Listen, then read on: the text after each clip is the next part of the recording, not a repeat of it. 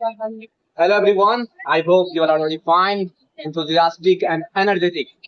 So, I with my friend Krishna Kumar in Varanasi and Krishna Kumar will tell you about the historical facts about Varanasi. So, welcome you Krishna Kumar ji. धन्यवाद। हर हर महादेव।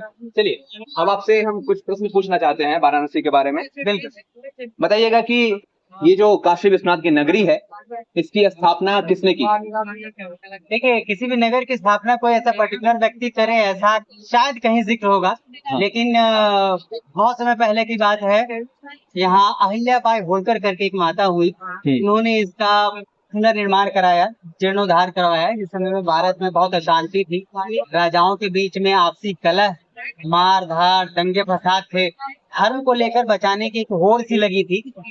तो माता Ahilya Holkar by I और उन्होंने इसका बीड़ा उठाया। और कहा जाता है कि इसकी स्थापना के साथ साथ और भी कई जगहों पे उन्होंने ये धार्मिक चीजों को पुनर्निर्मित किया। ये जो वाराणसी की नगरी है, कहा जाता है कि यहाँ की जो गंगा आरती है काफी प्रसिद्ध है। तो आपने देखा है गंगा आरती यहाँ की? जी, कई बार देखा होगा। जी। क्या विशेषताएं हैं उसकी? देखिए, कोई भी जो आरती होती है, जब भी हम लोग अपने घरों में आरती करते हैं तो एक बहुत अच्छा वाइब आता है। वो वाइब ऐसा होता है जिससे कोई भी आदमी विमुख नहीं होना चाहता। तो जब हम एक छोटे से कमरे में बंद होके उच्चारण करते हैं, भगवान को याद करते हैं, तो इतना अच्छा वाइब आता है। वही जब बड़े स्तर पर हो रहा हो, ऐसा जहाँ पे न बारिश का प्रभाव है, न किसी अन्य प्राकृतिक आपदाओं का प्रभाव है, वहाँ पे अगर आप देख रहे हैं तो यकीनन बहुत सुकून भरा चीज होता है। मैंने कई सारी वीडियोस में देखा है कि बारिश हो रही है, भीग रहे हैं बारिश में, आंधी तूफान सब हो रहा है, लेकिन आरती जारी है। तो ये विशेषताएं हैं इसकी कि कुछ भी हो जाए, चाहे प्रकृति का कितना प्रकोप क्यों ना हो जाए, लेकिन आरती नहीं रुकती। यहाँ हर रोज आरती होती है। यही है इस शहर की खासियत कि कुछ हो चाहे ना हो, ये शहर हमेशा चलता रहता है। इसी खासियत की वजह से इसको हम सबसे प्राचीन नगरों में से एक भी जानते हैं।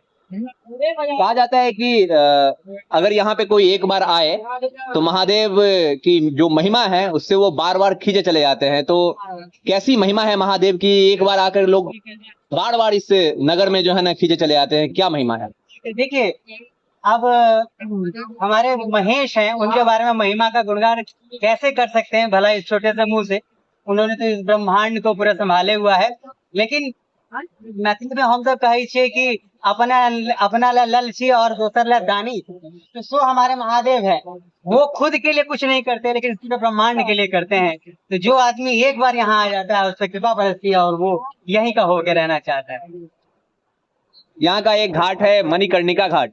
कहा जाता है कि भगवान शिव और पार्वती जब स्नान कर रहे थे नदी में, तो भगवान शिव के कानों की मणि जो है ना वहां पे गिर गई थी, इसलिए उसका नाम मणिकर्णिका है। उसकी ये भी विशेषता है कि वहाँ की जो ज्वाला है कभी बुझती नहीं है। तो उसके बारे में कुछ बताइए। है क्या कि यहाँ एक मान्यता है कि भगवान शिव स्वयं आते हैं कान में मंत्र देने के लिए। हालांकि मैं अभी जिंदा हूँ, मुझे नहीं पता इसके बारे में, लेकिन ऐसी मान्यता है। हाँ। और ये सच भी ऐसा लोग मानते हैं, क्योंकि मोक्ष प्रदायिनी माँ गंगा यहाँ है और भगवान शिव स्वयं यहाँ आते हैं उद्धार करने के लिए। बहुत ही लकी लोग होते हैं जो यहाँ आते हैं, उनका अंतिम संस्कार होता है अंतिम समय में। तो ये सच में एक मुक्ति प्रदान करने वाला क्षेत्र है। यहाँ का एक घाट है दरभंगा घाट। हाँ। कहा जाता है कि दरभंगा महाराज ने उसका निर्माण करवाया था, दरभंगा में रहने वाले दरभंगा महाराज ने। तो क्या ये सच है? देखिए, मान्यता तो ऐसी ही है कि उन्होंने करवाया था, क्योंकि अगर निर्माण के बारे में बात करें तो बहुत बड़े बड़े राजाओं ने भी यहाँ योगदान दिया था। आप जब यहाँ घूमेंगे तो आपको नजर आएगा कि कुछ ऐसी भी कलाएं हैं, कलाकृतियां हैं जो दक्षिण भारत के मंदिरों से मिलता जुलता है।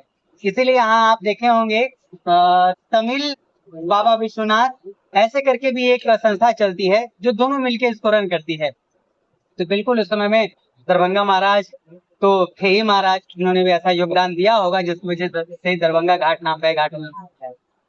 यहाँ की जो विश्वविद्यालय है काशी हिंदू विश्वविद्यालय, बनारस हिंदू यूनिवर्सिटी, उसकी स्थापना के बारे में कुछ बताइए, उसकी विशेषता के बारे में। जिस समय में भारत अपनी आजादी की लड़ाई लड़ रहा था और हम लोग बहुत करीब थे, तकरीबन 1906 के आसपास की ये बात है, किसी दूर दृष्टा ने यह सोचा कि हम आजाद हो भी गए तो हमारा आगे का जो जनरेशन है वो कैसे पलेंगे, बढ़ेंगे, शिक्षित कैसे होंगे। महामना मदन मोहन मालवीय जी, उन्होंने इसके लिए कदम आगे बढ़ाया और हम लोगों को BHU, जो आज हम जानते हैं बनारस हिंदू यूनिवर्सिटी, काशी यूनिवर्सिटी भी कुछ लोग बोलते हैं, उन्होंने ये दिया। उनका ये सोच आज फलीभूत होता नजर आ रहा है, जब विश्व के गिने चुने टॉप रैंक्ड यूनिवर्सिटीज में BHU करा हुआ था। शुरुआत में इसकी स्थापना जो हुई थी तो ये एक कॉलेज था, जी। बाद में ये विश्वविद्यालय बन गया और मदन मोहन मालवीय जी का बहुत ही बड़ा जो है योगदान रहा था इसकी स्थापना के पीछे। और ये शिक्षा का बहुत ही बड़ा केंद्र जो है ना भारत में बना हुआ है। पुराने जमानों में जब हम पुरानी कथाओं को पढ़ते हैं तो उसमें भी कहा जाता है जब राजा जो है अपने पुत्र को काशी पढ़ने के लिए भेज दिया, तो काशी जो है हमेशा से शिक्षा का केंद्र रहा है। ये मेरे साथ भी इंसिडेंट हुआ है। जब मैं कक्षा 10 पास करके बिहार गया तो लोग पूछते थे कथा से पढ़ के आलू है, तो मैं बोलता था कि बनारस काशी से पढ़ के आला है। मतलब बनारस, वाराणसी, काशी, इन सभी नामों से ये शहर फेमस है लोगों के जुबान। हाँ बिल्कुल, आप लोग काशी बोले, बनारस बोले, वाराणसी बोले, सब एक ही है। सब एक है। चलिए, बहुत बहुत धन्यवाद कृष्णा जी, आपको बहुत ही सुंदर से बनारस के बारे में वर्णन करने के लिए। जाते जाते एक बार प्रेम से बोल दीजिए, नमः पार्वती पते, हर हर महादेव।